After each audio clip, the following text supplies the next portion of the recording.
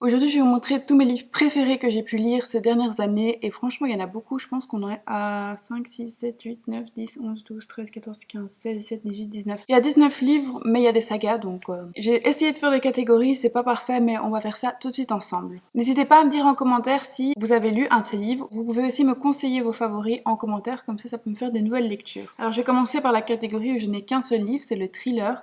Et le meilleur livre que j'ai lu, c'est Complot de Nicolas Beuglet. C'est un livre que j'ai adoré. Je l'ai mangé en même pas 2 jours, je pense. Il fait 400 pages et c'est un thriller qui m'a beaucoup plu. Premièrement parce que Nicolas Beuglet a fait des recherches historiques et a travaillé en collaboration avec des historiens sur des thèmes assez cool. Je vais pas tout vous dévoiler, sinon ça gâcherait un peu la découverte. Mais si vous aimez le thriller, celui-ci, il est génial. Et alors la fin, je m'y attendais absolument pas et j'étais choquée. Alors ensuite on va passer à la romance, romance pure et dure. Le premier évidemment je peux pas passer à côté parce que ça pour moi ça a été ce qui m'a redonné le goût à la lecture. Merci Margot. Ce qui m'a redonné goût à la lecture c'est After. J'ai trop kiffé. J'ai mangé chaque livre, donc il y a 5 livres. Je les ai mangés en même pas un jour en fait, chaque tome. Et j'ai trop kiffé. Je les ai lus en 2017. Anna Todd, c'est une femme incroyable qui a une plume aussi incroyable. Et je pense que je me retrouvais en Tessa et ça m'a fait trop du bien de lire ça. Donc franchement, si vous n'avez pas encore lu After, même si ça m'étonnerait très fort, je vous conseille vraiment de le lire. Ardine, oh my god, j'adore. Un de mes personnages livresques préférés. Ensuite, la deuxième saga préférée de tous les temps, je n'ai jamais lu une aussi belle romance, et je le relirai encore sûrement, c'est Dimili. Did I Mention I Love You de Estelle Mascam ou Estelle Mascamé, je sais toujours pas, mais c'est une tuerie. Vraiment, c'est une saga que j'ai dévorée, mais à part After, je crois que il n'y a aucun livre que j'ai dévoré comme ça. En gros, Eden, elle a 16 ans et elle va aller dans la famille recomposée de son père à Santa Monica. Donc déjà que j'adore l'Amérique, vous savez à quel point du coup ça m'a plu. Et elle va rencontrer son demi-frère Tyler. Je vous en dis pas plus, mais en tout cas, ok, c'est une romance plutôt basique parce que c'est Enemies to Lovers un peu au début, mais incroyable en fait. Genre vraiment incroyable. J'aime trop. Et voilà, je vous conseille vraiment de lire ça si vous aimez la romance, si c'est pas encore fait. Et je pense que je vais relire ça cet été parce que ça me manque trop en fait. Ensuite, j'ai fait une catégorie qui est, je sais pas trop comment décrire, c'est entre la romance, le contemporain, mais aussi c'est des livres qui touchent des sujets importants et aussi qui m'ont fait beaucoup pleurer. Donc voilà, j'en ai pris plusieurs qui parlent aussi d'orientation sexuelle, des attentats, enfin tous les trucs comme ça.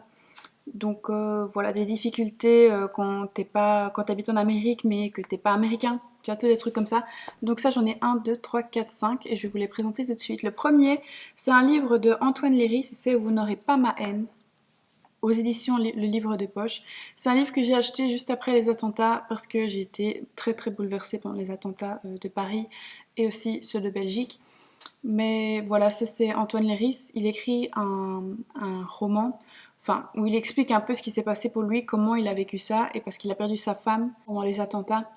Et c'était toute sa vie, sa femme. Et vraiment, ça m'a fait pleurer ce livre, c'était magnifique. Il a essayé de se reconstruire, il explique toute sa démarche, et ça m'a vraiment fait super mal au cœur. En fait, c'est un très beau livre parce qu'il ne pointe pas du doigt ceux qui ont fait du mal pendant ces attentats, donc les terroristes, pas essayer de remettre toute la faute sur une seule personne, et qui va devoir passer au-dessus parce qu'il me semble qu'il a un fils. Et voilà, l'écriture est magnifique et ça m'a beaucoup touché ces livres-là. Ensuite, deuxième livre que j'ai vraiment aimé, c'est Qui es-tu, Alaska de John Green. Alors, vous savez, c'est lui qui a écrit Nos étoiles contraires. John Green, c'est un magnifique auteur qui écrit des livres incroyables à chaque fois. Et Qui es-tu, Alaska, c'est un livre que j'ai dévoré aussi. Pourquoi? Parce que c'est pas une romance tout à fait basique, la fin est tout à fait inattendue et j'ai beaucoup pleuré à la fin. Ça m'a fait beaucoup pleurer parce que Alaska m'a vraiment touchée et et je me suis imaginée à la place de Miles et ça m'a fait vraiment trop de mal. Donc, ce que je peux vous dire ici sans vous spoiler, c'est que c'est une romance qui n'est pas tout à fait une romance. C'est un peu compliqué. Et aussi, c'est à chaque fois, les livres que je vais vous montrer, c'est souvent des fins inattendues. Et donc voilà, ici c'est une fin de récit inattendue. Ensuite, j'ai choisi C'est pas ma faute de Anne-Fleur Moulton et Samantha Bailly aux éditions PKJ. Ceci, c'est l'histoire d'une youtubeuse et ça, c'est la première chose, c'est la première raison pour laquelle j'ai acheté ce livre parce que je trouvais ça trop cool. C'est rare quand même de trouver des romans sur des youtubeuses. Et ici, ça m'a beaucoup touchée parce qu'on parlait des problèmes en fait, pas de la personne parce qu'elle est youtubeuse, mais de la personne en elle-même, de son audience, pourquoi ça pouvait la rendre triste, comment, sa situation, etc. On parle aussi de la communauté LGBT là-dedans et c'est génial, c'est super touchant. On le décrit sans trop le stéréotyper, tu vois, c'est vraiment une très belle lecture que j'ai eue. Et j'ai bien aimé les sujets abordés. Voilà, en fait, c'est l'histoire de Prudence, qui est une très grande fan de Lolita. Lolita, c'est la youtubeuse. Et elle va tout faire pour rencontrer Lolita. Sauf qu'en fait, à la fin, encore une fois, il y a une chose qui va se produire. Et c'est un très beau récit, j'ai vraiment beaucoup aimé le lire. C'est un peu en contemporain parce que j'ai pas vraiment l'habitude de lire des livres comme ça, mais c'était une très bonne lecture. Alors, le livre qui m'a certainement le plus fait pleurer dans tous les livres que j'ai présentés jusqu'à présent, c'est Les derniers battements du cœur de Kelly York et Rowan Atwood. C'est un livre, oh mon dieu, ça m'a brisé ce livre. Je l'ai lu et c'était fini pour moi. En fait, j'ai dû m'arrêter à plusieurs reprises parce que j'étais en sanglots et j'arrivais plus à respirer tout tellement le livre m'a déboussolée. J'étais plus occupée à lire un livre, j'étais dans le livre. Je vais vous lire ici ce qui est écrit. Selon une légende japonaise, plier 1000 origami peut soigner n'importe quelle maladie. Si cela pouvait guérir Luke, Evelyn serait prête à en faire des millions. Luke, en fait, il a une maladie, Evelyn, c'est sa meilleure amie, il me semble. Et en fait, Luke, il a reçu une transplantation du cœur quand il avait 16 ans, sauf que son corps rejette le cœur qu'il a reçu. Et c'est très dur à lire. En fait, au début, c'est génial, c'est super chouette, super fluide et tout, et puis à la fin, tu te rends compte que c'est vraiment dur à lire et que c'est la réalité, qu'il y a beaucoup de gens qui vivent ça. Et voilà, c'est une lutte constante vers la fin. Est-ce qu'il va survivre? Est-ce qu'il va pas survivre? Ça, je vous laisse deviner. Vous allez voir. Mais en tout cas, c'est un livre qui m'a énormément touchée et qui est bourré de belles choses, de belles phrases. Et franchement, je pense que je vais le relire parce que ça m'a trop touchée. C'est une très belle romance aussi, sans vraiment être une romance, c'est aussi de l'amitié en même temps. Le dernier de cette catégorie, c'est Frankly in Love de David Yoon. C'est un très chouette roman. Enfin, roman, comment dire? En fait, c'est un roman. On pense que c'est un roman. Alors ce livre aussi, je l'ai choisi pourquoi? Parce qu'il parle des difficultés, par exemple pour les Coréens, de vivre en Amérique au XXIe siècle, qui est le travail, tout ça, c'est toujours difficile pour les gens qui ne sont pas américains. Et ici, on va vraiment bien l'expliquer. Aussi, on parle des familles très compliquées avec beaucoup de règles, tu sais. Là, c'est Franklin, c'est un Coréen, je pense. Ouais, c'est un Coréen. Et il vit dans une famille très stricte où il y a beaucoup de règles à suivre, où l'ouverture d'esprit n'est vraiment pas présente.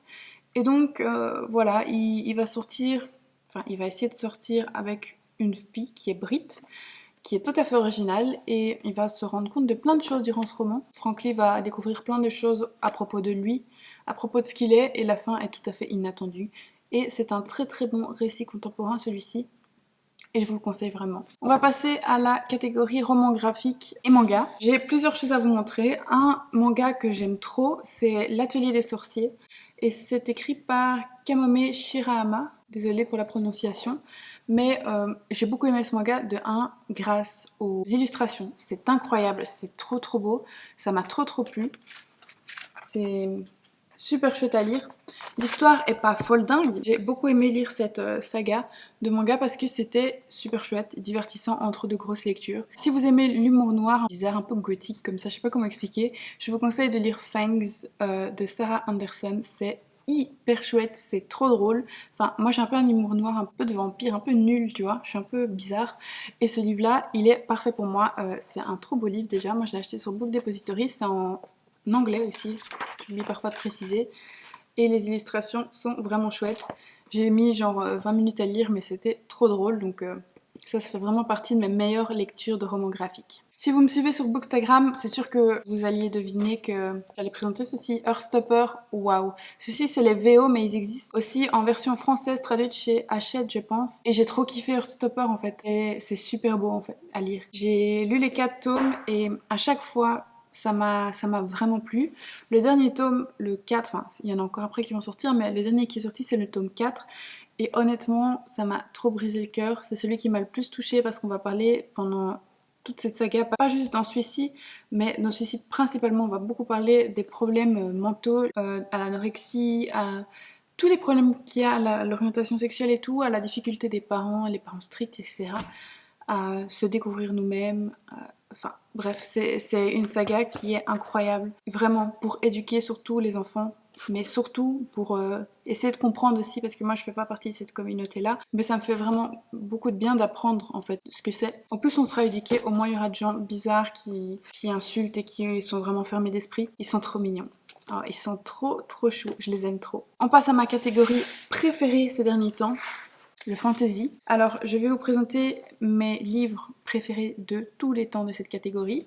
Le premier, c'est Le Prince Cruel et le Roi Maléfique. J'ai pas encore lu le troisième, mais je vais le lire en VO. Je pense que j'en ai marre d'attendre l'édition de Rajo en version française. Mais Le Prince Cruel, c'est une dinguerie. C'est incroyable. Cardan, Jude, waouh, j'ai pas les mots en fait. C'est incroyable. En fait, si vous voulez, Jude, elle est née dans un monde comme le nôtre, donc un monde d'humains. Je vais pas vous spoiler, mais en gros, en une fois, elle va être transportée à Terra Fey, donc c'est une terre avec des fées, des espèces de fées, de créatures extraordinaires. Genre l'écriture est trop belle, Holly Black elle écrit trop bien. J'adore parce que là il y a de la romance et du fantasy qui se mélangent et c'est incroyable et le suspense est toujours hyper prononcé dans ces livres-là et du coup c'est hyper chouette à lire. Si tu ne les as pas encore lus, je sais pas ce que tu fais de ta vie, mais en tout cas lis-les parce que c'est une dinguerie. Pour terminer cette vidéo, je voulais vous parler du livre Le Faiseur de rêves de Laini Taylor. Et honnêtement, c'est le premier livre que je lisais de Laini Taylor. Et regardez, j'ai trop kiffé cette lecture. J'ai pleuré, c'était très beau. J'ai lu en lecture commune avec des copines. Et honnêtement, on a tous été bouleversés. Moi, à la fin, j'étais pas bien. C'est un très beau livre, vraiment très beau livre. Un fantasy pur et dur, donc ça veut dire que dans les 10 ou 20 premières pages, j'avais un peu du mal à accrocher, je comprenais pas trop ce qui se passait. Après, au fur et à mesure des pages, tu comprends assez vite et c'est incroyable. Laini Taylor, elle a un don, je te jure, elle a un don pour que tu rentres dans les livres, encore une fois. T'es plus là en fait. Et moi j'ai dévoré ce livre, je l'ai trop kiffé. Commencer ce livre-là, il est incroyable et déjà la couverture, waouh. J'ai le tome 2, je l'ai toujours pas lu, mais c'est parce que j'ai trop peur en fait. J'ai peur d'être déçue du tome 2. Ok, alors coucou, c'est Chloé du montage. Je voulais juste vous parler d'un truc. J'ai parlé des livres fantasy sans parler de mon livre favori de tous les temps. Je sais pas ce qui s'est passé. Faut savoir que j'ai filmé cette vidéo à 7h du matin, donc c'est peut-être pour ça.